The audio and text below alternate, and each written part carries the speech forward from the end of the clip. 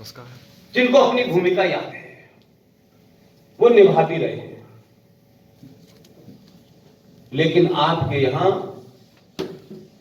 अपने निजी स्वार्थ के लिए झूठ बोलने की परंपरा बड़ी जबरदस्त है।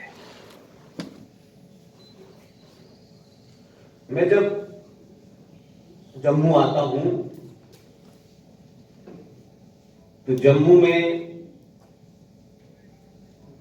शायद ये मुहिम मैंने नहीं शुरू की थी, उस वक्त से मेरे एक मित्र हैं, युवा हैं, और मैं ये मानता हूं आज भी कि जब आप अपने बीच के बहादुर योद्धाओं को पहचानने लगते हैं तो वो बहादुर योद्धा किसी किस्म का रिस्क लेने के लिए तैयार हो जाते हैं।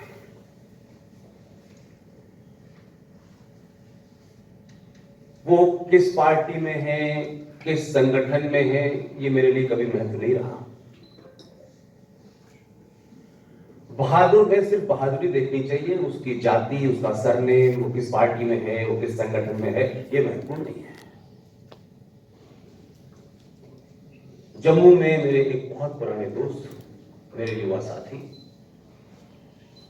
उन्होंने बहुत सारे अच्छे काम किए जो हिंदू ठेकेदारों ने नहीं किए, मठ मंदिरों ने नहीं किए। कि कुछ को चढ़ावे से सिर्फ मतलब है कि हमारा चढ़ावा इतना आ जाए कि हमारी दुकान चल जाए, इसके अलावा हमें क्या लेना देना है।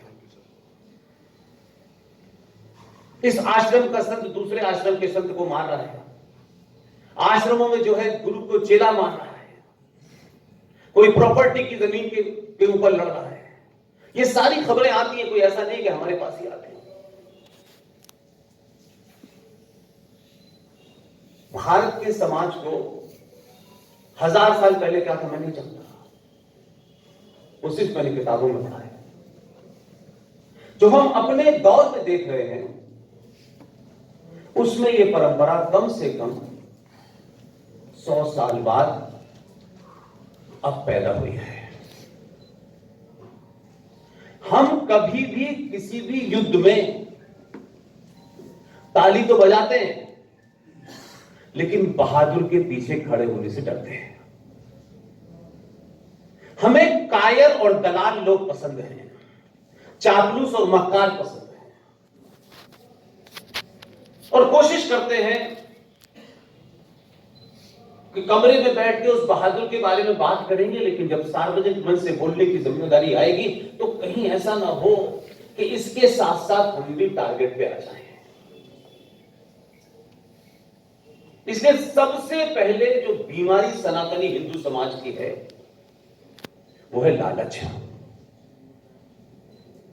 किसी से दोस्ती खो जाने की, कुछ हानि की, कुछ लॉस की, इतनी भयानक लालच की बीमारी है कि उस लालच के चलते वो रोज नए नए कहानी, कभी गीता के सार को बदल देता है, कभी रामायण में कहानी बदल देता है। अपने स्वार्थों से इस देश में मक्कार कथावाचक 3-3 घंटे की कथा करते हैं और उस कथा में राम के अलावा मौला मौला अली अली भी करते हैं। ऐसे दलालों को बेनकाब करिए। जो मां बहनाएं सुनने जाती है कथा, वो मौला मौला अली अली करता है। उसे राम की कथा सुनने आप गई थी, उसने मौला और अली पैदा कर दिया और आप ताली बजा रहे हैं और 4-4 करोड़ रुपया देते हैं उसको। आप तय करते हैं कि हम दलालों के साथ खड़े हैं, हम बहादुरों के साथ नहीं खड़े हैं।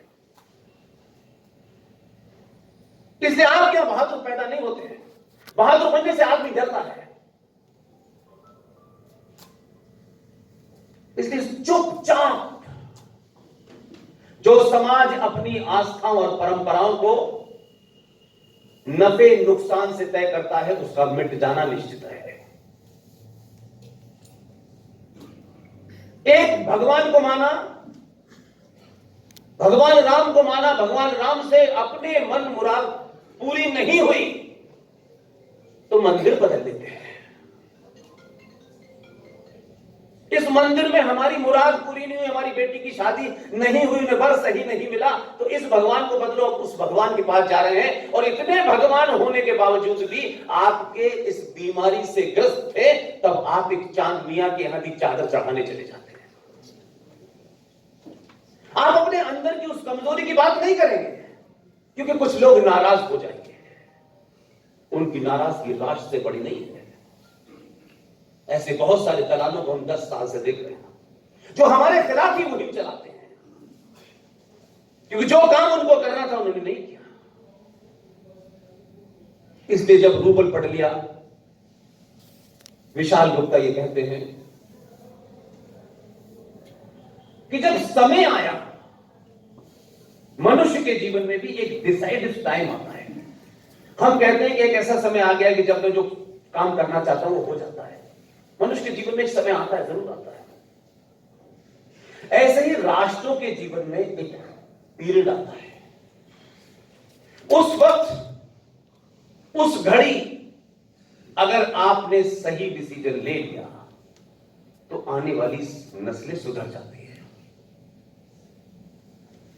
इसलिए मैं ये मानता हूं कि ये कोई सफर नौकरी छोड़ के शुरू करने का, कोई ताली बजवाने का, कोई नेता बनने का, कोई पॉपुलर होने का नहीं था। ये सफर हमने अपनी मर्जी से शुरू नहीं किया, और ना मैं अपनी मर्जी से जम्मू में आपके बीच में खड़ा हूं। मेरी जहां पैदाइश हुई, जहां मैंने शिक्षा ली, वहां कोई मंदिर, मठ, हिंदू पूजा पाठ आश्रम था ही नहीं। ये कोई डेस्टिनी ने तय किया है।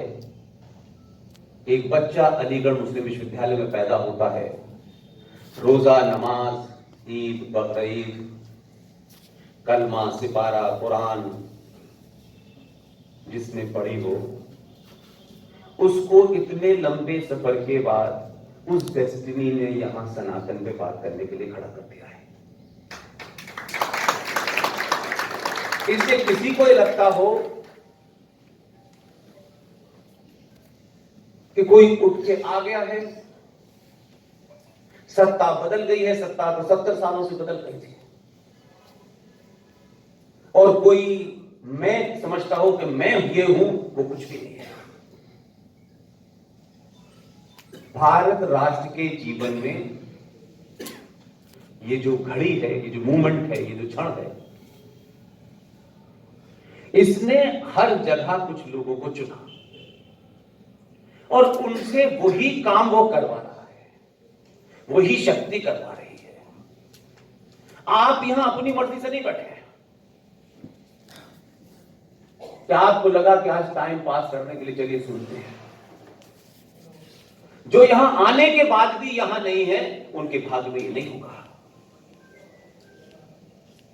हम सब यहां किसी सरकार के डर से, कोई तनख्वाह बढ़ जाएगी मेरी स्पीच सुनने से, यहां आने से किसी का कद बढ़ जाएगा, ये नहीं होने वाला।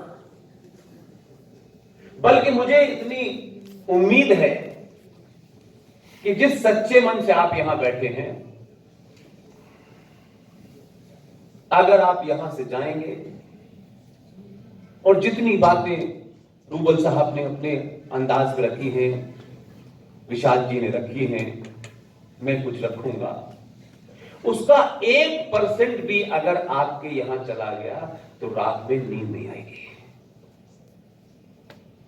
और अगर नींद आती है तो फिर आप खामखा अपना टाइम वेस्ट करने आए हैं, ये मुमकिन ही नहीं है। इसलिए अंग्रेजी की एक कहावत है, strike while iron is hot. इस राष्ट्र के जीवन में वो समय आ गया है। और जब मैं बहादुर की बात करता हूं तो जम्मू के लोगों के सामने बहुत साफ शब्द है, आपके बीच में बहादुर है,